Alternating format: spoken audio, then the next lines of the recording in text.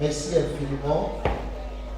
Nous allons réellement nous réjouir encore tout à l'heure.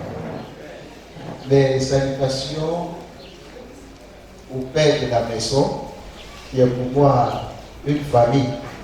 Alléluia. Le Québec, pour venir dans ce programme, je lui avais dit que ce n'est pas la peine qu'il vienne jusqu'à Macori pour venir à ma rencontre. Dis-moi simplement ce que nous allons faire et nous allons venir. C'est déjà une famille. Alléluia. Le docteur et moi, nous sommes tellement heureux d'être adoptés par toi. Alléluia. Aussi par maman. Que Dieu vous bénisse. J'aimerais qu'on nous passionne. Papa et maman, merci infiniment. Et merci à tout le comité et distingués hommes de Dieu qui sont là. Que Dieu vous bénisse. Merci infiniment, mon collègue. Alléluia. C'était tellement profond, rempli de feu. Que Dieu vous bénisse. Amen. Je vous salue aussi. Vous me saluez aussi. Alléluia. Ok, nous allons nous entretenir. Je vais parler beaucoup sur ce qui concerne votre destinée. Alléluia. Je suis dans le ministère, ça va faire 30 années. Pas 30 années de conversion, mais 30 années en plein temps ministériel. Alléluia. Alors, j'ai vu beaucoup de problèmes dans le ministère. Beaucoup de problèmes, beaucoup de difficultés, beaucoup de déceptions, beaucoup de temps et de saisons, agréables, désagréables. Et chaque fois que je vois quelqu'un qui est appelé dans le ministère, je me souviens toujours de ce que j'ai traversé et ce que je continue de traverser et j'ai pitié de lui. Alléluia. Oh, vous n'avez pas dit amen. J'ai pitié de lui. Bon pitié, parce qu'il doit aussi traverser la même chose. J'ai pour habitude de dire aux gens que, à ce qui concerne le ministère, il n'y a pas de raccourci. Il n'y a pas de chouchou de Dieu. Le seul chouchou de Dieu était lui-même qui avait été mal frappé, plus que tout le monde, notre Seigneur Jésus. Donc si lui, il avait traversé ce qu'il a traversé, ce n'est pas toi et moi qui va échapper ça. Donc j'ai décidé depuis quelques années de dire la vérité courte à celui qui croit que Dieu l'a appelé. Parce que certaines personnes, dès qu'ils confirment leur appel, rapidement, c'est la gloire du ministère qui regarde. Mais surtout quand je regarde les clubs européens et qu'il est marqué, jusqu'à ce que moi-même, je me suis enrôlé pour jouer dans un club. Au début, c'était pour avoir la santé parfaite. Mais au fur et à mesure, j'avais oublié que j'étais un grand passionné de football quand j'étais jeune. Donc rapidement, les gens disaient, lui, il a des bons réflexes. Donc c'est un attaquant. Et ils m'ont mis au point. Et chaque fois, quand il lance le ballon, il dit, et je vois souvent que le ballon et moi, on rentre dans le filet ensemble. Alléluia. Et après 2 mois, j'ai constaté que les genoux ont commencé à avoir des problèmes. Parce qu'on joue sur le coudron. Comment ça va avoir des problèmes? Et j'ai dit, mais j'étais allé chez les docteurs, pourquoi des problèmes? Et puis les papiers m'ont posé la question, est-ce que vous avez commencé à jouer au foot? Je dis oui. Il dit, mais ça c'est l'initiation au foot. Ça va commencer au niveau des genoux. Et ça m'a fait mal. Et quand je vais sur le terrain, il dit, mais je me fais mal, mais ça cause de ça, tu dois jouer. Jusqu'à ce que tu sois habitué à la douleur. Qu'est-ce que je veux vous dire? Vous voulez devenir dans le ministère, il y a certaines douleurs qui vous seront imposées. Il y a certaines douleurs qui vous seront imposées. Il y a des pasteurs qui viennent souvent, quand ils traversent des moments difficiles, qui ont pour habitude de dire, je suis attaqué. J'ai pour habitude de les dire, mais taisez-vous. Il n'y a pas quelqu'un qui vous attaque. C'est Dieu qui vous impose des problèmes. Parce qu'on ne devient pas champion sans le combat. Alléluia. Donc, je veux vous encourager de prêter l'oreille. L'homme de Dieu a dit beaucoup de choses. Il a touché un point qui est mon point fort. La prière. Ça va figurer dans mon enseignement. La prière. Beaucoup de chrétiens ne prient pas. Et il avait dit quelque chose. Il avait fait 18 heures. Il avait lâché le coup. Il a dit, mais ce temps, il est bien. Parce que sans la prière, tu serais inutile dans ton appel. Tu deviendras un fardeau pour toi-même. Je ne parle pas des prières que tu fais quand on dit les lettres de prière. Et que tu fais des grimaces, on n'appelle pas ça la prière, on appelle ça exercice. Alléluia. Je parle d'une vie de prière. Ça dit que tu t'es conduit à la prière. Tu t'es conduit à la prière.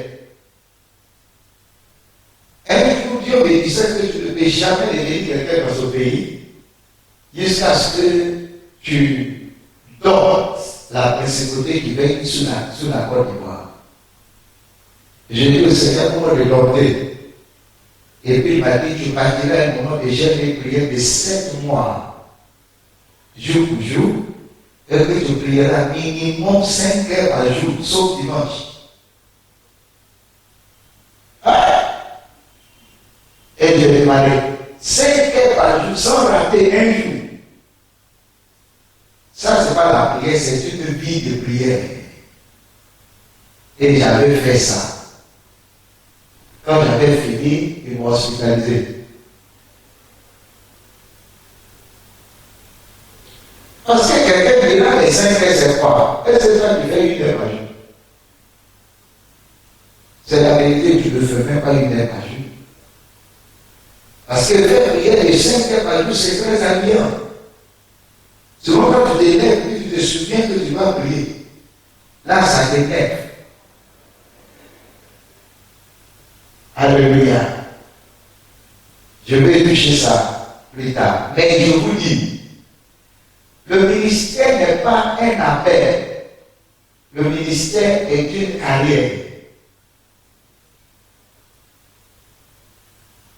Le ministère est différent du don. Le don peut être un appel, mais le ministère est une carrière. Et quand nous parlons de carrière, il y a beaucoup de contours à ce qu'on appelle carrière. Quand quelqu'un se lève et il dit, voici ma carrière, c'est qu'il a fait l'apprentissage. Alléluia. Quand quelqu'un se lève et dit, voici ma carrière, c'est qu'il a fait l'apprentissage, il a fait le stage, il a fait la pratique, et il a commencé à exercer. Alléluia. Je parle de 4 choses. Il a fait l'apprentissage, il a fait le stage, il a fait la pratique et il commence à exercer. C'est ainsi qu'il pouvait dire c'est ma carrière.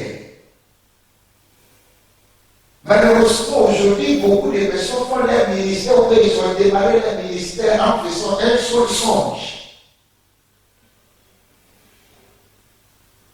Ou bien quelqu'un les a dit dans une pays qui était appelé. Et avec eux, il se proclame qu'il soit apôtre. Ou bien je suis prophète. Le ministère n'est pas un jeu d'hasard. Le ministère est une carrière. Tout le monde peut exercer son don. Parce qu'il est gratuit à exercer. Un voyant peut voir quelqu'un dans la rue et ce qu'il lui dit est correct. Une personne peut prophétiser sur quelqu'un qui s'accomplit la nuit. Une personne peut prier pour un malade et que le malade se guérisse. Mais on ne prend pas le don pour gérer l'église. L'église n'est pas une apparition. L'église est un produit d'une construction. L'église n'est pas une apparition. L'église est un fruit, le produit d'une construction par un constructeur. Il dit, je bâtirai mon église. Ça ne veut pas dire, je ferai paraître mon église. Donc, quand nous parlons de je bâtirai mon église, il y a beaucoup de procédures à suivre. Il faut acheter le terrain, il faut faire le plan, il faut creuser, il faut pousser les fondements, et il faut maintenant commencer à faire des élévations. Donc,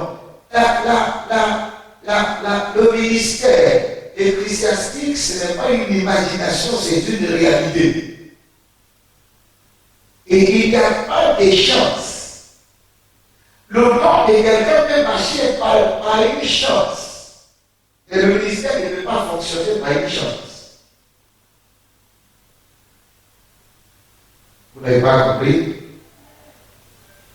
Un jour, je regardais une femme, et puis j'ai juste dit à la femme, j'ai dit, ta fille qui cherchait le visa depuis des années, je crois le 17 ou le 19 d'un mois, je l'accompagnerai à l'aéroport.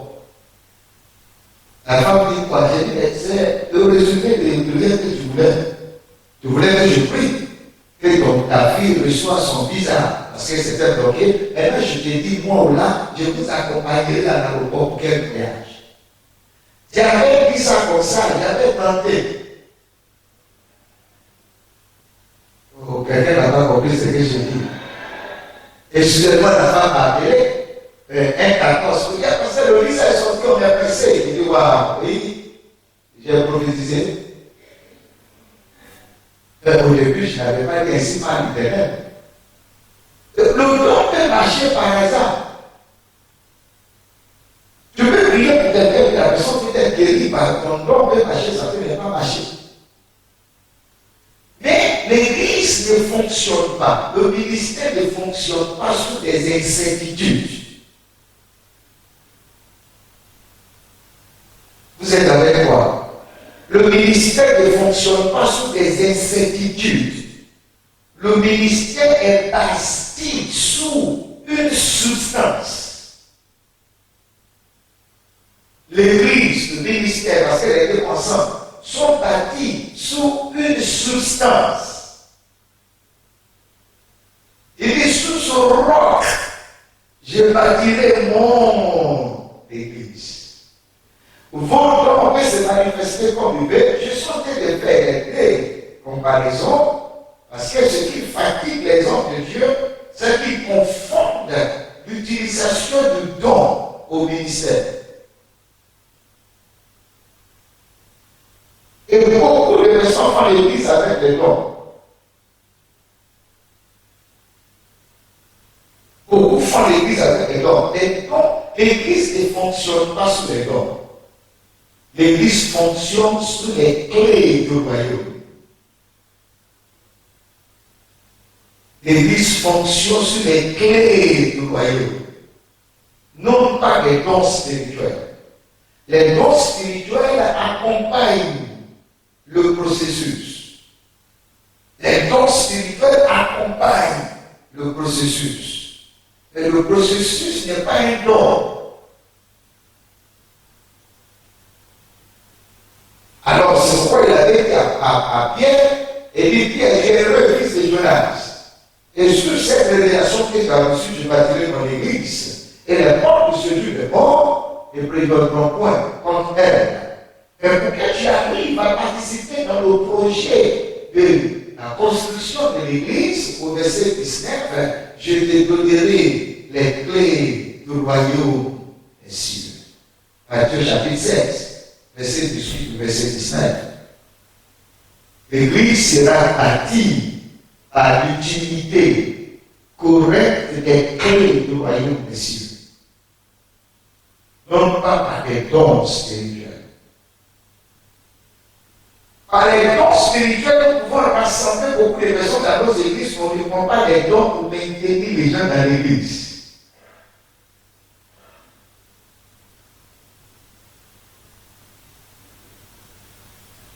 Ce sont des clés. Alors, peut-être qu'il m'a été donné le comportement qui ouvre les portes fermées dans la vie d'un ministre. Le comportement qui ouvre les portes fermées dans la vie d'un ministre. C'est-à-dire quand les portes sont fermées dans ta vie, quel comportement? Que dois-je faire? Quand les portes sont fermées dans la vie d'un homme de Dieu, d'un ministre de Dieu, quel doit être son comportement? Je vais vous faire quelques voyages et peut-être ça va vous aider. Quand nous parlons d'un ministre, nous parlons de quelqu'un qui a un ministère. N'est-ce pas? Et le ministère majeur de Jésus-Christ, c'est son Église. Toute autre chose accompagne l'Église. Le fronton majeur de Jésus-Christ, c'est l'Église, parce que c'est l'Église qui rassemble les âmes, les brebis. L'objectif principal de Jésus-Christ, le fardeau principal de Jésus-Christ, c'est l'Église. Parce que c'est l'Église qui rassemble les brebis. Les dons d'un homme peut rassembler les hommes, peut impressionner les hommes. Et Jésus-Christ ne vient pas pour sauver les hommes, il vient pour sauver les brebis.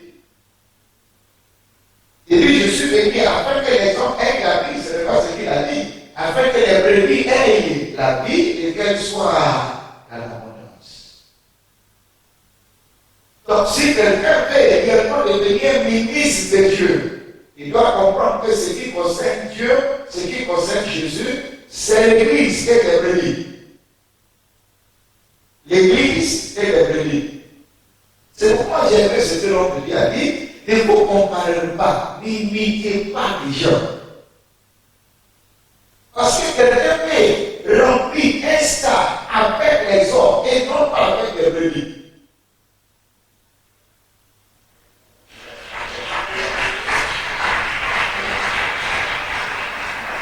Et il finit son show. Il fait ses recettes. Et puis il va à la maison et les hommes retournent. Ces problèmes, on les a ramassés.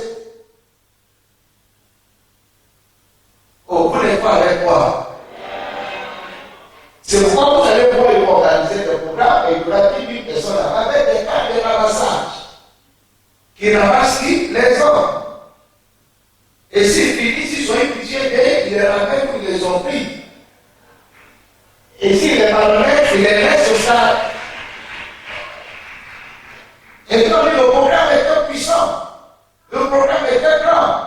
Et ce sont les hommes qui ont écouté une star. Et la star a pris l'argent. Et souvent la star est dit que je suis venu avec les bouteilles d'eau. Ou bien les bouteilles d'huile, c'était mis de mine.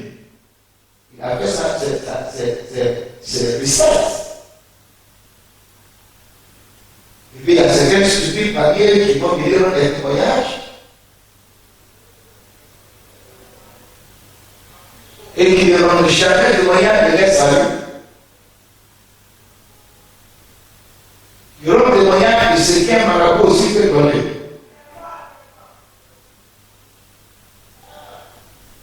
Et quand tu les vois, et tu vois ton église où il y a 100 fidèles, tu es découragé.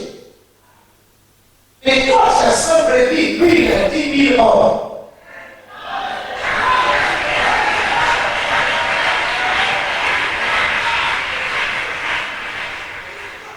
Toi, tu les nourris avec les paroles, lui, il est nourri avec des mensonges.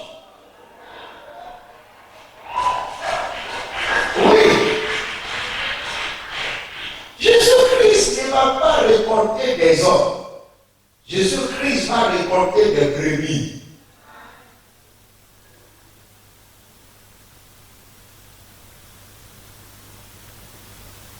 Donc c'est pourquoi j'ai dit toutes ces choses pour que votre esprit soit ouvert. Que votre esprit soit ouvert. Vous n'êtes pas encore échoué. Les choses sont très difficiles et vous n'êtes pas encore échoué.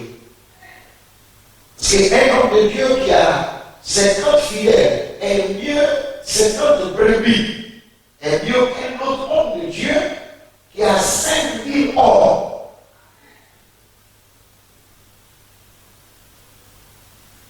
Alléluia. Alors, pour mieux comprendre, je vais vous introduire d'abord sur la compréhension du ministère. Que veut dire d'abord le ministère? Alléluia. Pour mieux bien gérer votre ministère, mais pas que vous soyez bloqué. Moi, je ne suis pas bloqué dans le ministère. Souvent, nos fidèles peuvent monter jusqu'à 500 fidèles. Et puis, je demande au Seigneur, tous ceux qui ne sont pas des brebis, qui n'ont pas envie d'être brebis, enlève-les, chasse-les. Alléluia.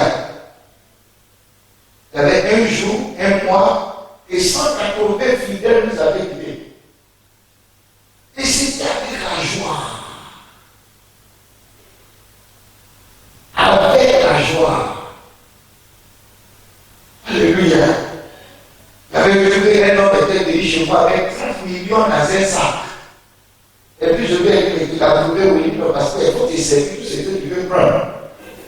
Je lui ai dit, mais ça, tu l'as trouvé, ça où? Et lui m'a prié pour moi, je suis venu, il dit, j'ai pas prié pour que tu ailles voler. Ça, tu as volé. Tu ne peux pas avoir ça. Et quand il m'a expliqué, il dit, mais je ne peux pas prendre ton argent. Et il a pris son sac, il est parti fâché, il a quitté, et puis ça ne me dit rien. Oui. Parce qu'à quoi sert-il un homme et gagner tout le monde entier et s'il perd son âme? Le problème est qu'on n'a pas encore fait la part des choses. Soit on est des serviteurs de Dieu ou bien on est des mercenaires.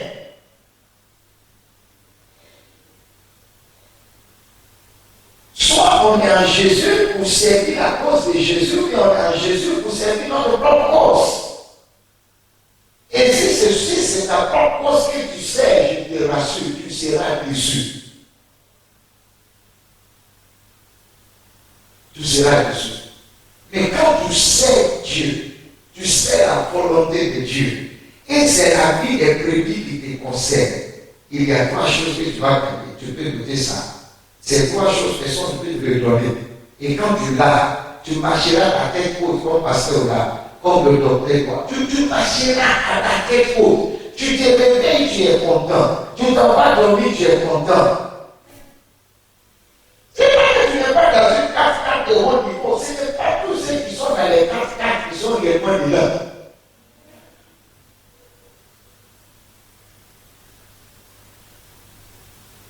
Ce n'est pas tous ceux qui prient qui étaient là. C'est sûr, j'ai l'opportunité de fréquenter beaucoup de gens que vous avez, que vous désirez devenir comme eux. J'ai la grâce de les conseiller ou bien d'amis. Ce n'est pas tous ceux qui sourient dans la télévision qui sourient à la maison. Ce ne sont pas tous.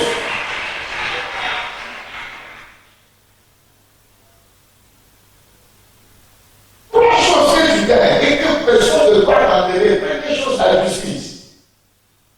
Deuxième chose, la paix. Et troisième chose, la joie. Ces trois choses, aucun million ne peut te les donner.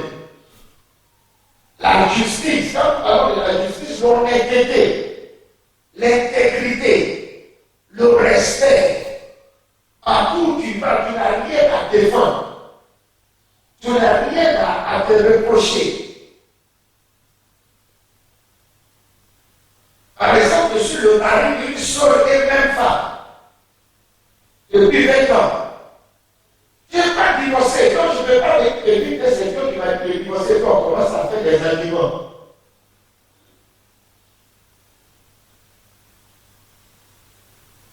fait quoi?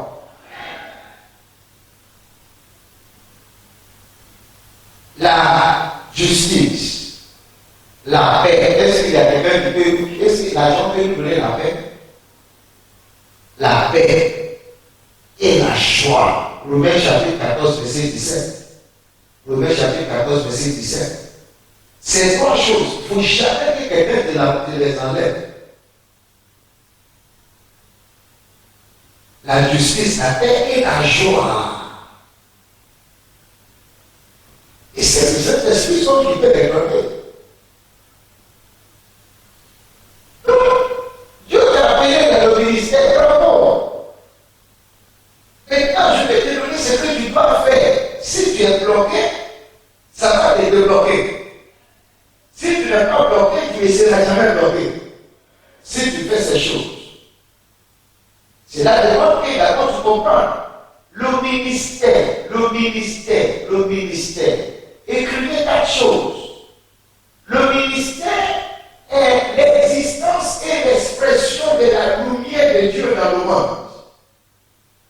Le ministère est l'existence et l'expression de la lumière de Dieu dans le monde. C'est tout ce qu'on appelle l'Église. C'est tout ce qu'on appelle le ministère. L'existence et l'expression de la lumière de Dieu dans le monde.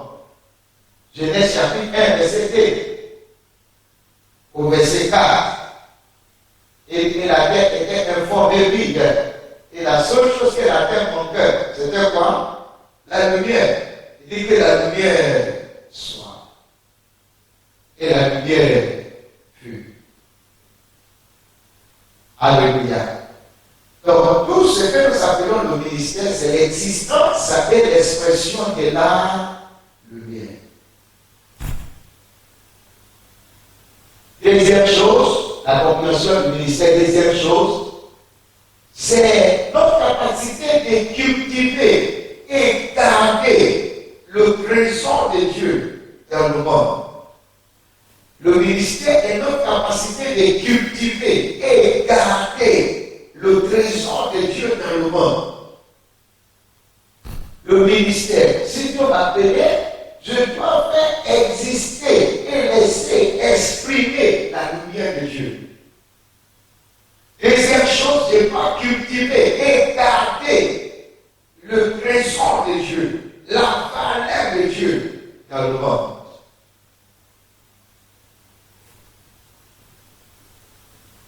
Dieu m'a dit un jour, il dit, ne te joigne pas à ceux-là. Il dit, parce que quelle que soit la force du mensonge, il finira par perdre sa force. Et quand les gens seront fatigués du mensonge, ils viendront chercher la vérité. Quelle que soit la force du mensonge, même le Satan, même qui est le roi du mensonge, il est fatigué du mensonge déjà. C'est parce qu'il ne sait pas où aller. Alléluia.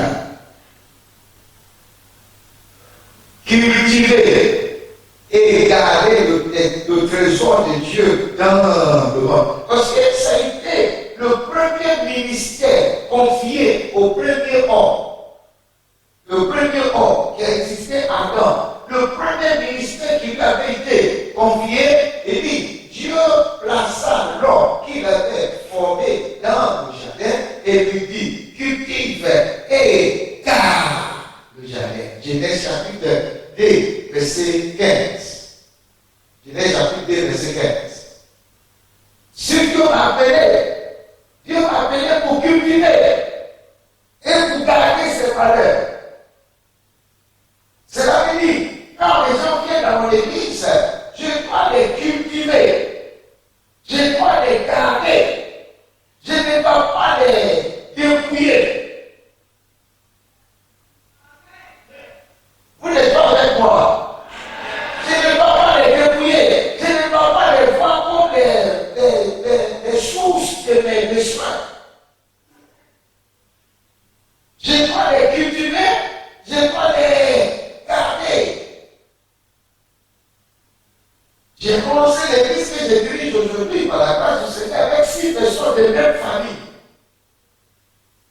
papa, il a des femmes, il en a jusqu'à aujourd'hui.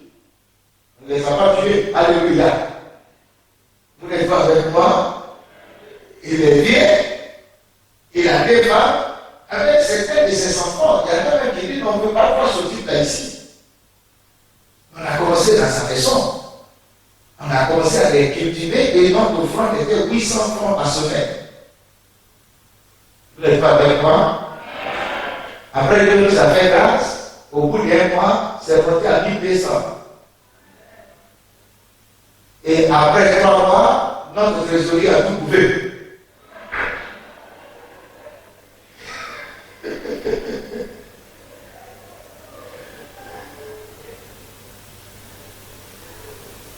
Et les 6 fidèles, on est passé à 40 fidèles. Oui. Et c'était un petit salon, quelque part à la psychologie de Magori. Petit salon. Donc il y avait un débordement. Et un jour, le Seigneur m'a dit, tu les as ramassés où? J'ai dit non, non, c'est pas toi qui les as envahis. Et il m'a dit non, ils sont venus parce qu'ils ont appris que Dieu fait des miracles au travers de toi. Ils ne sont pas venus à cause de toi, ils sont venus à cause de toi.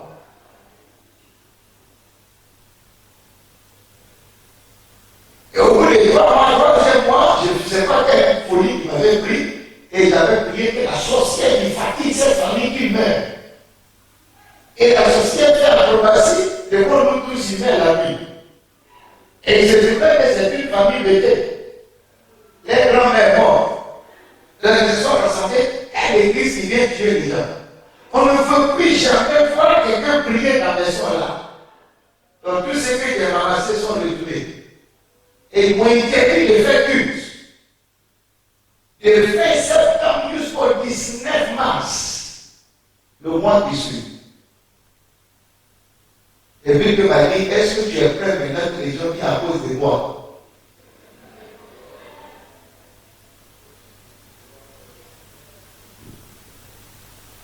Et j'ai commencé à les cultiver, à les cultiver, à les cultiver. Mais si ne sont pas partis jusqu'à aujourd'hui, les ceux que j'ai rassemblés là, ramassés, sont reculés. Et s'ils sont avec moi depuis 20 ans, alléluia. Et puis on continue de cultiver, on continue de... On a souffert. Il y avait un moment où j'étais prophète. Oui. J'étais prophète 2003, 2004, 2005, 2006, grand prophète. Et quand je sors comme ça, tu sais qu'un prophète est sorti.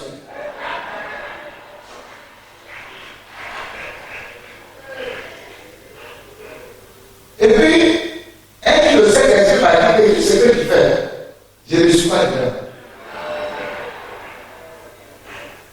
J'ai dit, mais c'est pas toi qui fais, il dit, mais c'est le vent qui fait, c'est pas moi qui fais, c'est mon vent qui fait.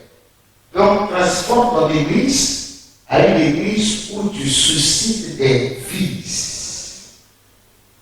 Ce n'est pas une église où tu donnes des millions.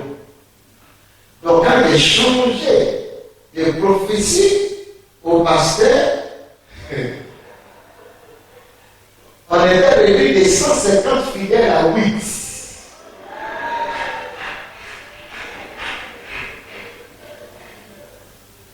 Mais si c'était toujours là, mais si c'était toujours là, on a pris juste l'idée.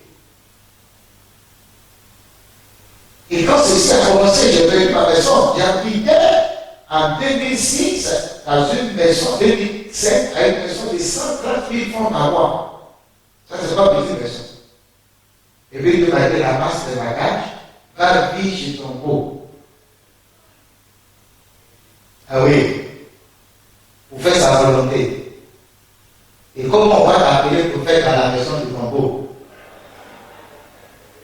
Tu vois quoi? Et puis tu souffres comme ça.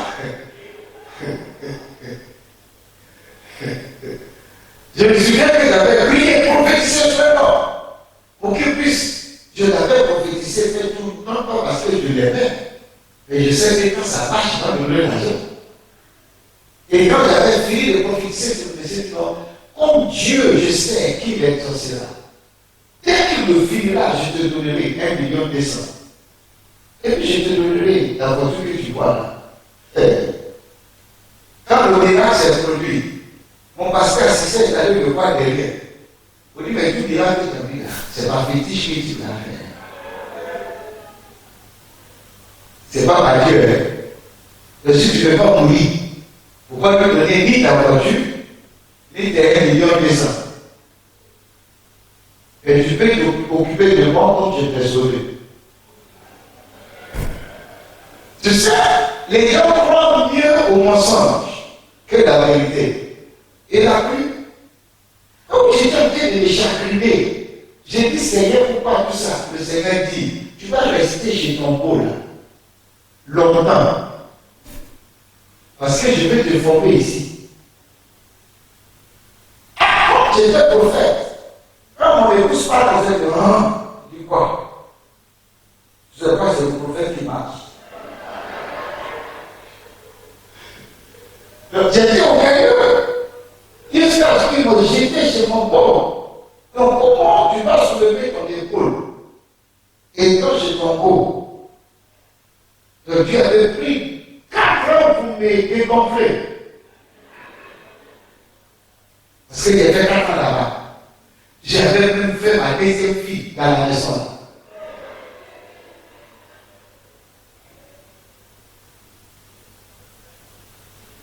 C'est pourquoi je te dis, j'ai vu tous les hauts et bas. Et tout ça, ce n'était pas le travail de Satan. C'est Dieu. À chaque pas, il te dit, c'est moi, c'est moi, c'est moi, c'est moi, c'est moi. Il y avait un moment où notre église grandissait. On avait déjà commencé à avoir beaucoup de fidèles. On avait même agrandi le temps. Et je me voyais comme ça, et puis j'ai dit non, il faut qu'on fasse ma consécration prophétique. Pour que les gens puissent savoir qu'il y a un nouveau prophète sur la scène. Un matin, à 7 heures, ils m'ont appelé depuis la maison, mais quelqu'un vient de mourir dans le temps. Un corps est dans le temps. Un corps est dans le temps. Donc, quand je suis descendu comme ça avec mon épouse, j'ai tombé comme ça, et puis j'ai vu le corps là, j'ai dit, ah! Théodore, il s'appelle Théodore. Ta maison est dernière. Tu ne peux pas, tu devais mourir dans la maison de tes parents qui sont derrière dans l'église.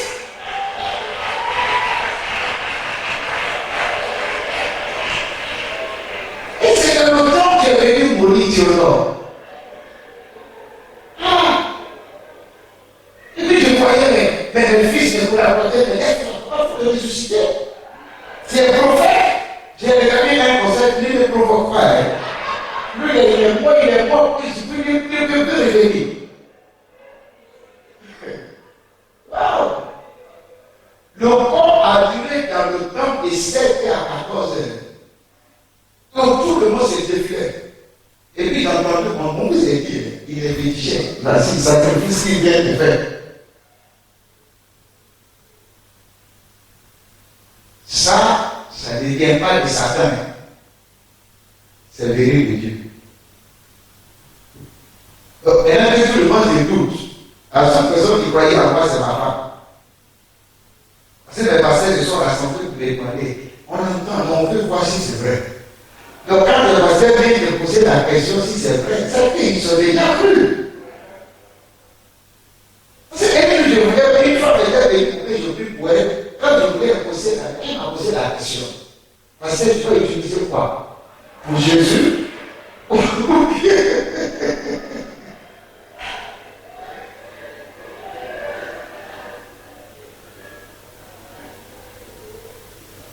Je t'ai arrivé un moment que si le Seigneur m'ouvre les yeux, je dis, tu as peur, mais je ne te dirai pas. J'ai ressuscité prophète. Alléluia. Et ça a duré comme ça sur des années. Juste parce que le Seigneur voulait que je reste auprès de ça. Auprès de ça.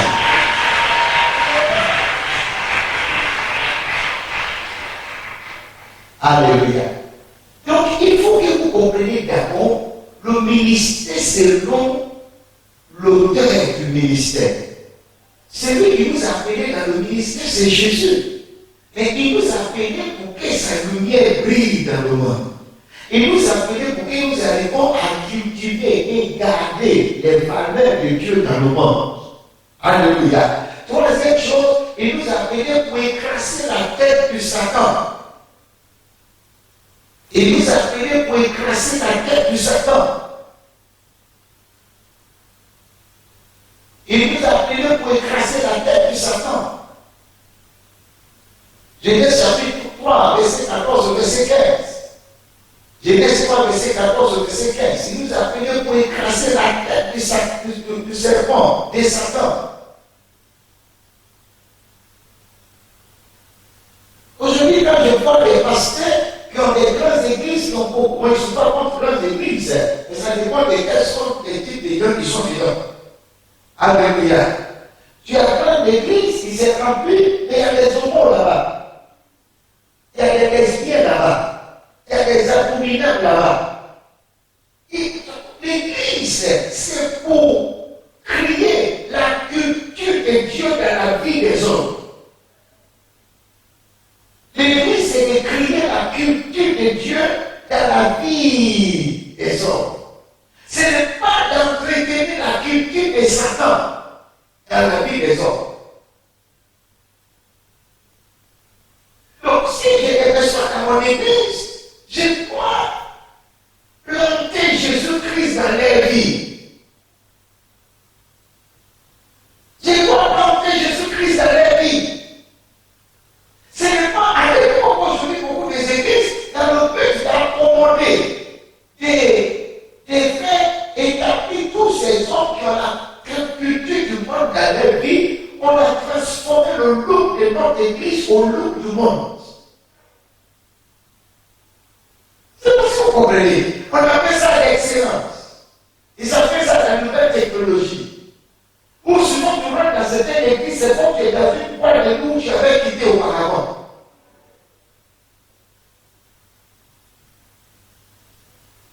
On dit Jésus-Christ est lumière. Donc quand tu rentres, tu ne sais même pas si tu es dans la lumière ou non. La vie de Christ doit se refléter dans la vie de nos fidèles.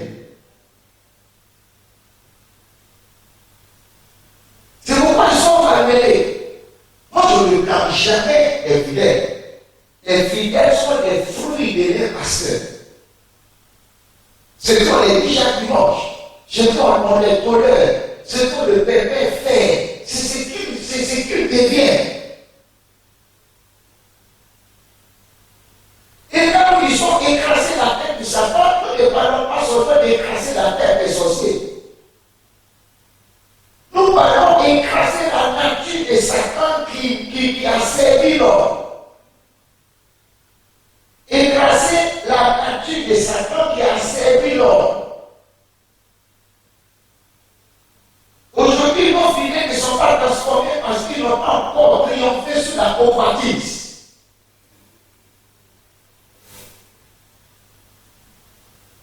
Donc l'Église doit détruire cette culture satanique.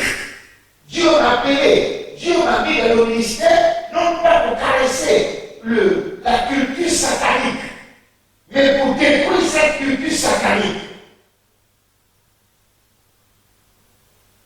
Aujourd'hui, les prostituées ne cherchent même plus à venir dans nos églises. Parce que si jamais une prostituée vient dans notre église, il va trouver un mari là-bas. Un problème. Oh, vous n'êtes pas avec moi. La prostituée vient, il faut le voir dans moins de 2 mois. Le pianiste va le draguer. Oui. Le pianiste va le draguer. Donc, vous savez quoi? Le père chrétien m'a dit quelque chose dans la semaine. Il m'a dit, mais papa, merci pour tes enseignements. Il dit, parce que quand il était dans une église avant de venir chez nous, on est allé inviter les gens à l'église. Il y a une différence entre évangéliser et inviter. Aujourd'hui, c'est ce qu'on appelle l'évangélisation et les invitations. Alléluia. Parce qu'avant que quelqu'un vienne dans ton église, il va être déjà convaincu du péché avant de venir. Il vient donner sa vie à Jésus, il ne vient pas regarder à côté de votre église. il est convié des amis, il invitait pour venir à l'église et tous vivaient. Lui-même luttait avec les bouteilles de bière. Donc les amis ont dit, mais toi tu n'as pas honte. Tu dis, tu vas à l'église, tout le monde est mieux que toi. Parce que tu as déjà dépassé le nombre de bouteilles de bière devant nous. Il s'est dit à frapper la tête. Que comment toi-même tu vis ce que les païens vivent. Et puis tu les évangélises. Quatrième chose.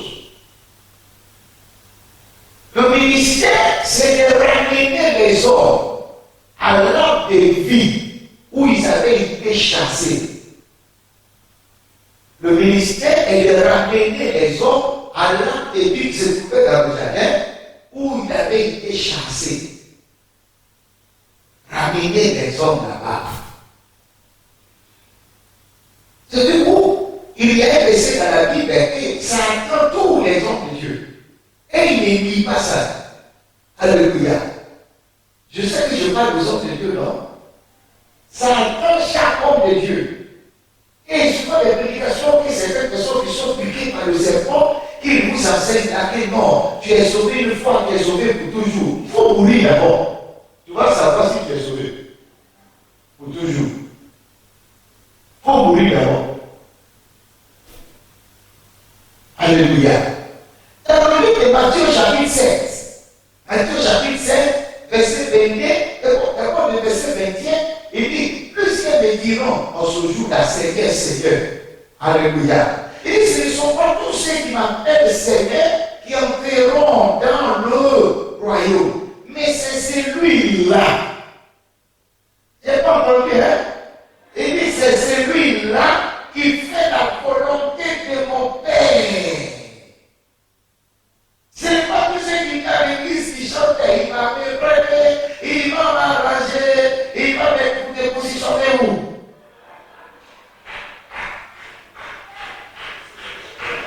Alléluia. Dès maintenant, il y avait des chants des pays qui a chanté une chanson était à l'enfer.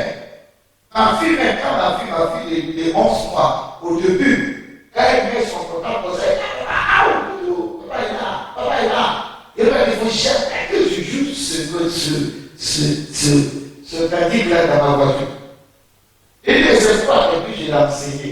Après, il a dit, mais quoi, et puis il a même pas mon métier. Lui qui chante là, parce qu'il a chanté encore une chanson de l'époque que Dieu ne dit pas pour tout. Il dit, Dieu est abaissé à ce niveau-là. Quand on compose un cantique pour l'insulter, c'est pas tous ceux qui viennent à l'église qui iront au ciel. Vous savez avec quoi? C'est pas. On m'avait invité dans une église, un docteur. J'ai dit, mais si on devait l'attacher et puis frapper l'homme de Dieu. J'étais assez comme il avait des témoignages. Et puis il lui fait des conseils. Mon témoignage, c'est pour vous dire que notre enfant est un vrai prophète. Je vous rassure. Quand il parle, croyez ce qu'il dit. Il dit, il avait prophétisé que j'ai dit que tout ce que tu as perdu, tu vas le récupérer. Il dit, quand je suis sorti comme ça, mon gars qui m'a abandonné depuis longtemps, il m'a récupéré.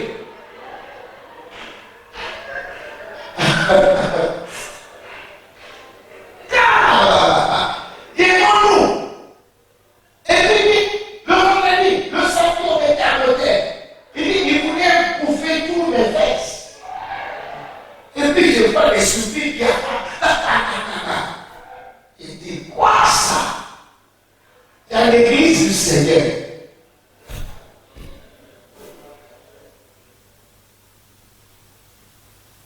Dans l'église du Seigneur. Regardez, vous voulez combien s'il vous plaît? J'ai pas compris plus de là. Alléluia. Ouvrez combien? Matthieu chapitre 7. Parce que les fidèles, c'est ce que les pasteurs font. Il faut que les fidèles soient ce qu'ils sont.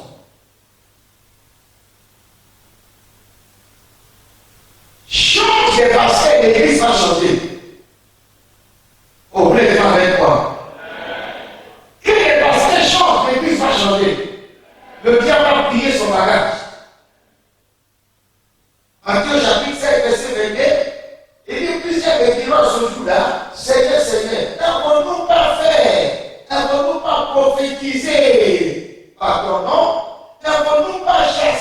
démons par ton nom et n'avons-nous pas fait beaucoup de miracles par ton nom? Maintenant, le maître dit, alors je vais dire ouvertement, je ne vous ai jamais connu. Retirez-vous de moi, vous qui commettez l'iniquité.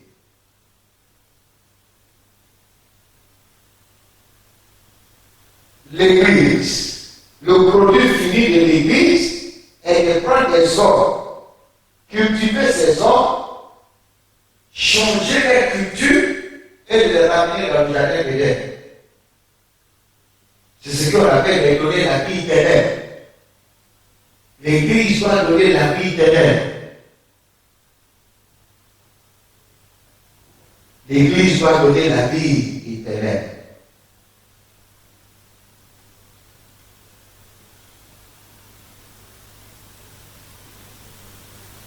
Quelqu'un qui avait, hein?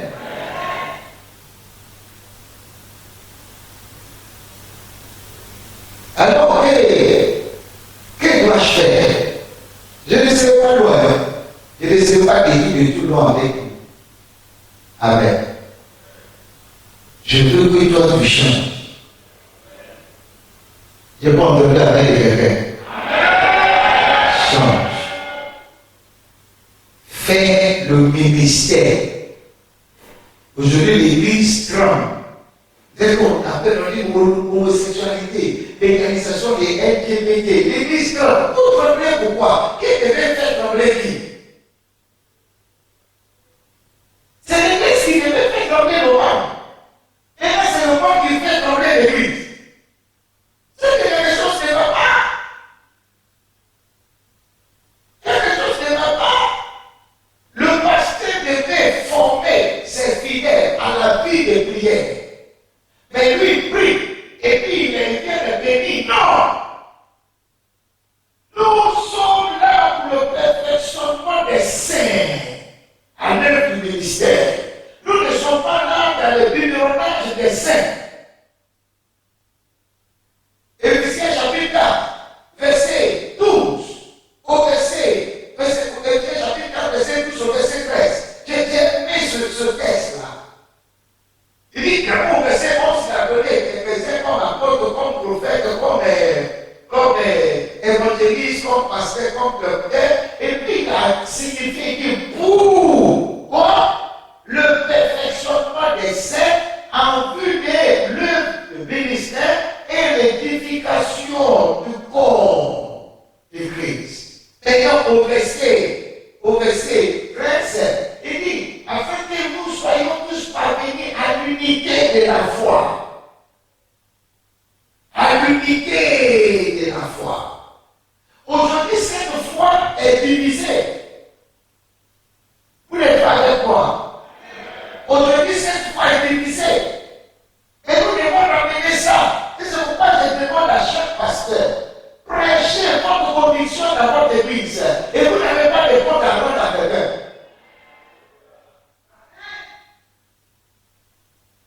Un homme qui se joint dans notre église, il est docteur dans la théologie.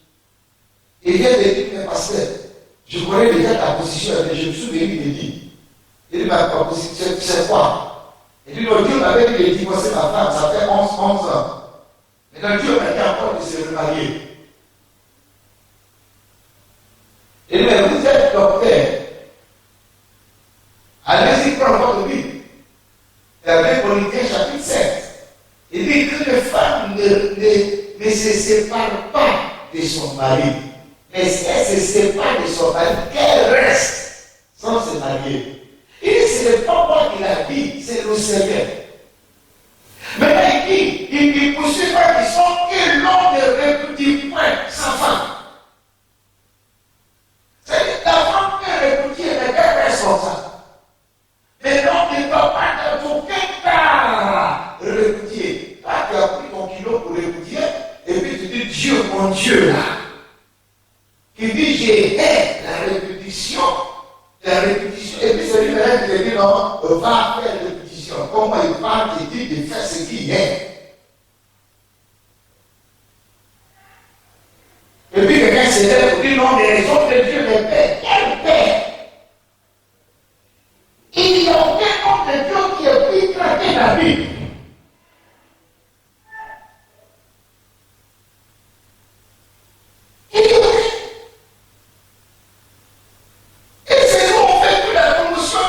fils-là, surtout nous les hommes de Dieu.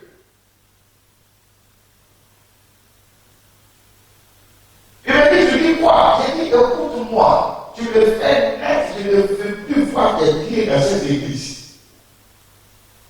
Il dit, papa, j'ai pensé que tu m'aimais, et que c'est l'amour d'aller, je demande là. C'est ça que tu vois là. J'ai regardé son visage et dit, mais t'as même vu la théologie que tu as dit là. C'est ça le résultat. La théologie est bonne. Mais ce n'est pas la théologie qu'on prend pour servir Dieu. Vous n'êtes pas du tout avec moi. Après les femmes, quelqu'un se lève et dit non, un chrétien qui n'a pas beaucoup de femmes est un péché. Et puis on doit réfléchir pourquoi c'est dit. Réfléchir sur quoi?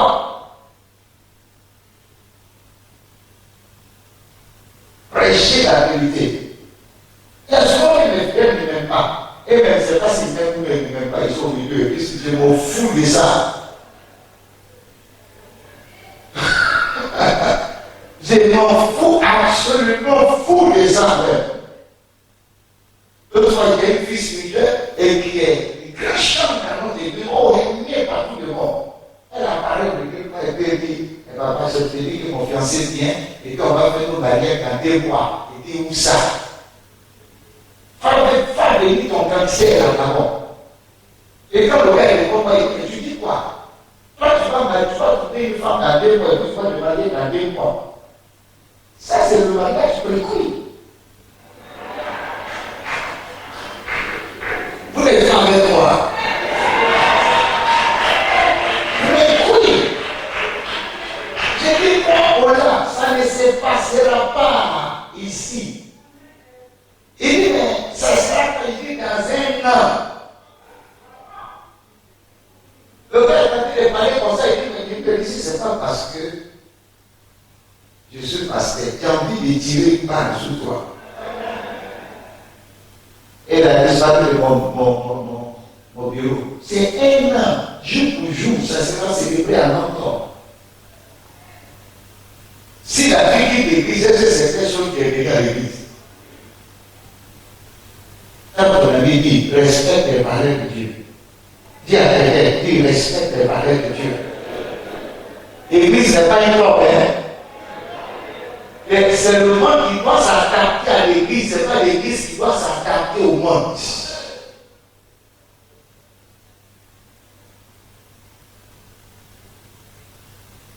Vous m'aimez toujours, hein?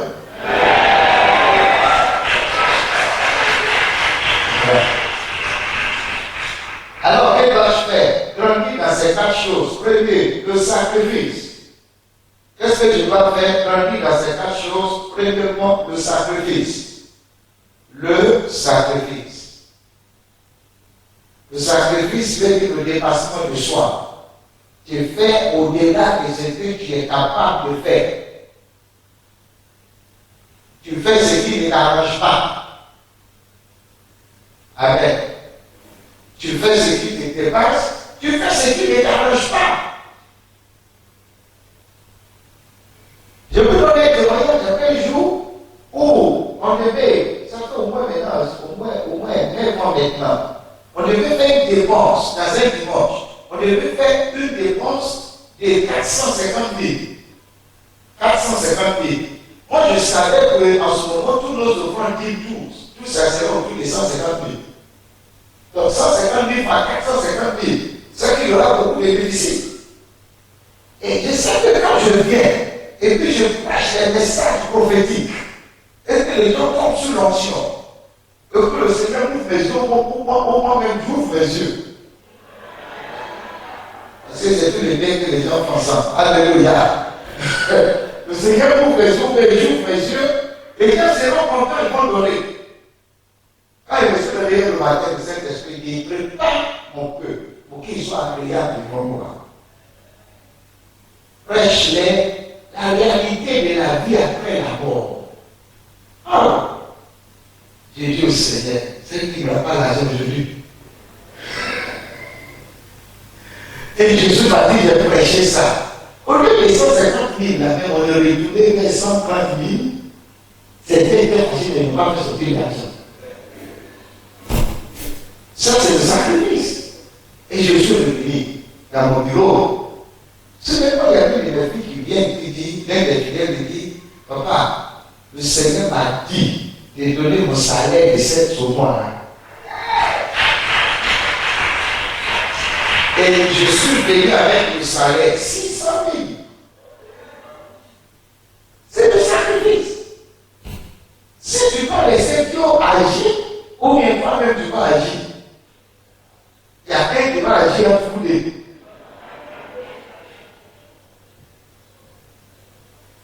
Premier sacrifice, deuxième chose, une vie sanctifiée.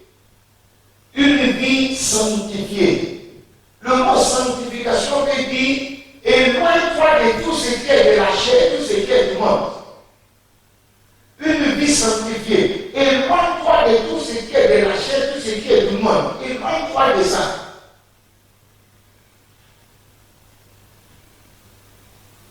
Parce que tes fidèles ont reproduit ta vie. Tes fidèles ont reproduit toi, ta vie. Je prêche, ce n'est pas ce que tu prêches qui vont accomplir, c'est ce qu'ils ont vu pratiquer de ce que tu prêches à qui vont mis en pratique. Donc plus que sanctifiés, plus tes membres aussi seront sanctifiés. Donc il faut te donner à une vie sanctifiée. Troisième, la crainte de Dieu. La crainte de Dieu est recette. La crainte de Dieu est de mettre Dieu en première place en toutes choses. La crainte de Dieu est de mettre Dieu en première place en toutes choses. Ce que je vais faire, est-ce que Dieu peut faire? Un jour, j'étais quelque part en France où on faisait séminaire.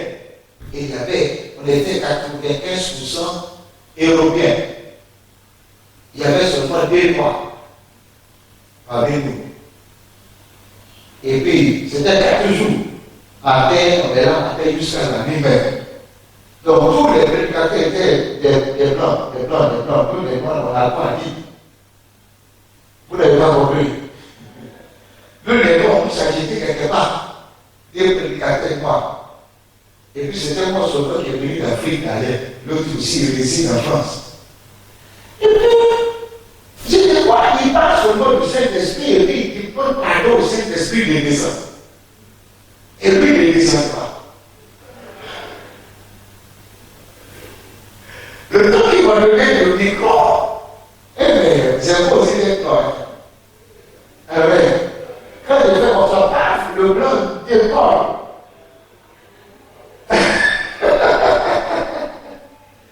Et c'est tout que quelqu'un a une femme, là où tu es la transcende, voici combien de mois de la grossesse. C'est lui et son mari seulement qui étaient au courant. Donc la parole dit, c'est comment il a vu ça? Vous comprenez? Mais on a fini, c'est pas ça qui me concerne. On a fini. Et les pasteurs m'ont appelé à l'hôtel. Je dis, mais comment est-ce que tu fais? Le Saint-Esprit collabore avec toi. Et puis nous a mis de côté.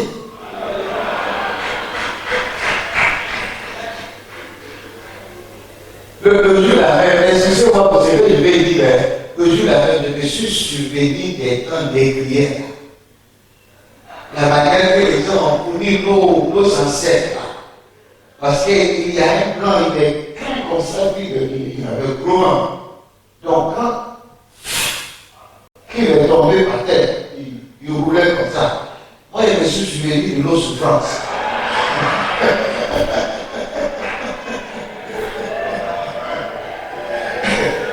Et où il était par terre, son ventre l'a jeté comme ça. Et puis, au plan militaire, vous êtes plus fort que nous. Mais l'ancien là, c'est pour nous.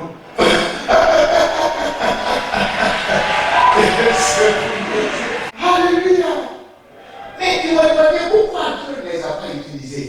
Il dit, vous voyez, on est ici, premier jour, deuxième jour, troisième jour. Chaque matin que vous vous réveillez, prier là, quand on va à la table, vous avez vos carafes d'alcool. Et ils ne buvaient pas de la bouteille, c'est des carafes comme ça. Ça veut dire qu'on partait comme ça, ils sont des tardares. Ils ne sont pas comme ça. Ils discutaient de leur vie. Et il est dit que Dieu ne nous a pas dit de ne pas boire, que c'est moi qui exagère. Donc je les ai dit, pourquoi vous n'avez pas pris des carafes là pour aller dans le lieu de centre des séminaires et que vous buvez les températures fous? Tu vas aller déshonorer lui avec alcool dans mon fruit. À l'avancement de ton œuvre, tu as déjà béni au nom de Jésus. Amen.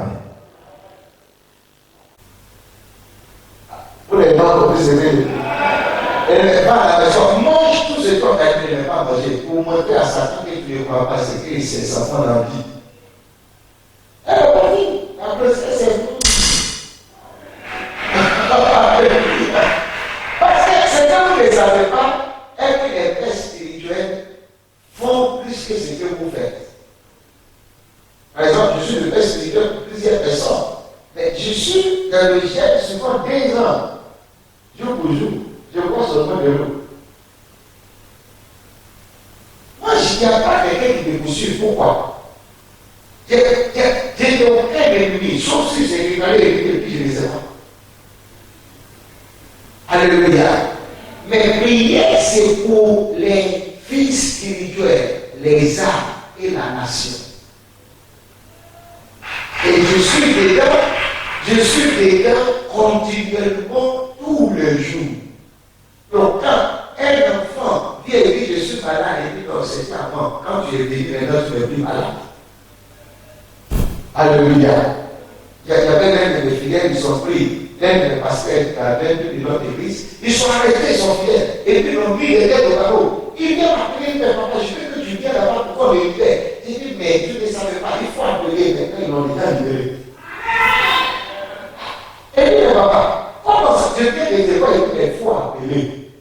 Et quand il a appelé, non, mais papa, on dit au dehors. Ça, c'est le rôle d'un père. Alléluia. Ça, c'est le rôle d'un père. Et quand tu n'as pas, tu es privé de beaucoup de choses. Parce que Dieu ne fait pas confiance aux enfants, mais il fait confiance au père. Quelle que soit la force d'un enfant, Dieu ne lui fait pas confiance. Dieu fait confiance à son père. N'oublie pas aussi que chaque père a aussi son père. Grand moyen de du Nigeria. C'est ça que la paix spirituelle, non? Elle est complète. Elle est complète et puis elle pose la vie devant la multitude qui est devant lui. C'est encore une fois, je vois quelqu'un qui devient grand. Et quand son père vient faire passer son ami, il vient vers lui.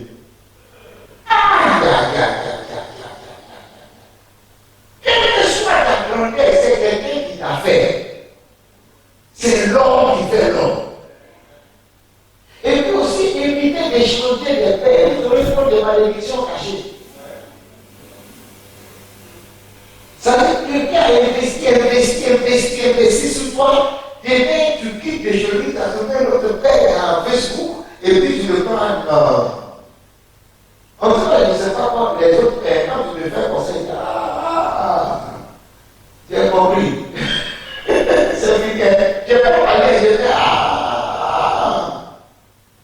un jour, j'étais allé à l'église d'un fils. Et quand je suis arrivé, il a dit, je vais vous présenter mon ami. C'est moi qui avait consacré le même assemblée.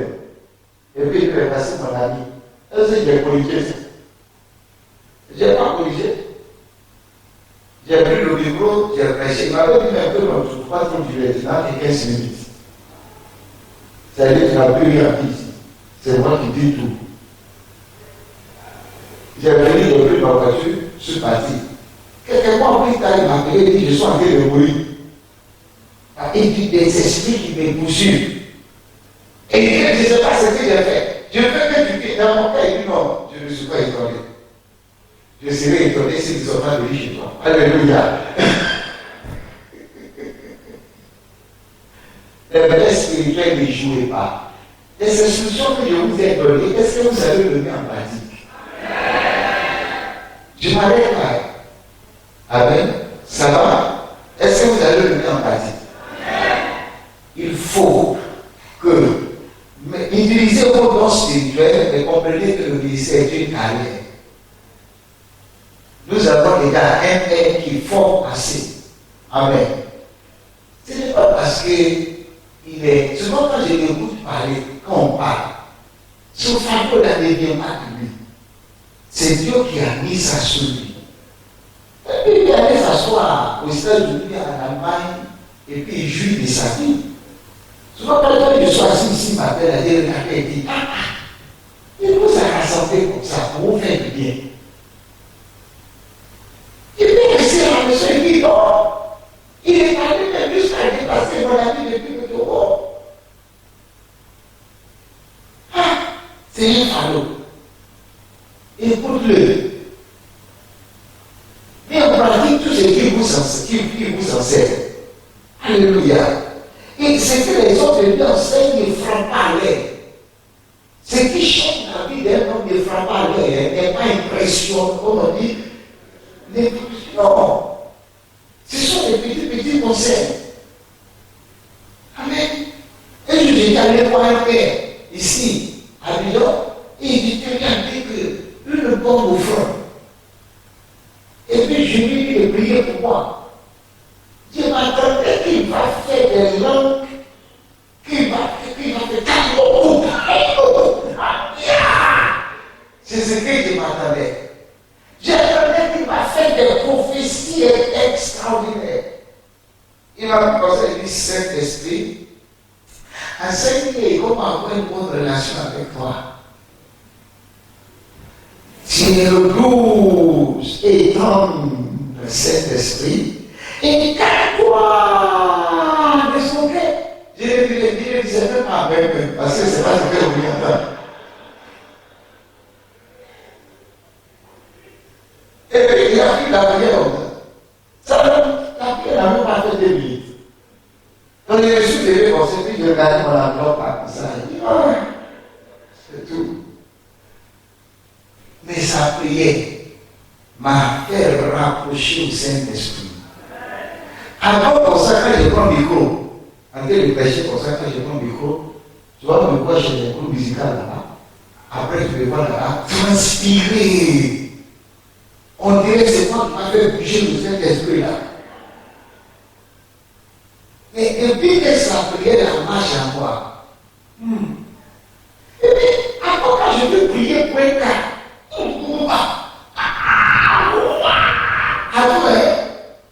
mais depuis qu'il a fait cette prière pour moi, et qu'ils ont envoyé un enfant agité, les bouddhistes là. Elle en fait de lui. Quand je l'ai vu venir, quand j'ai dit, mais Dieu, pourquoi j'étais à l'église aujourd'hui là même? Et pourquoi il n'était pas bougé avant qu'il devienne? Et puis le Saint-Esprit dit, calme-toi. C'est juste, je vais te confirmer que le don qui est en toi est encore vivant.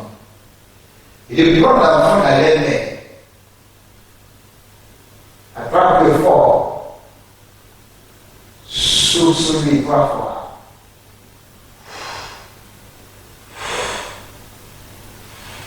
Donne-les l'enfant. Quand j'ai fait comme ça, quand j'ai donné l'enfant, je ne sais pas s'il est tombé en comment. Il est allé dans un sommeil profond. Comme j'avais eu peur. Parce que je pensais qu'il était mort. Et puis les parents sont partis avec. Ils sont revenus après 2 heures du temps avec cet enfant-là dans son bon sens. Waouh! Avant de fermer mon bébé, le pauvre, voilà, je l'ai vu ta tête.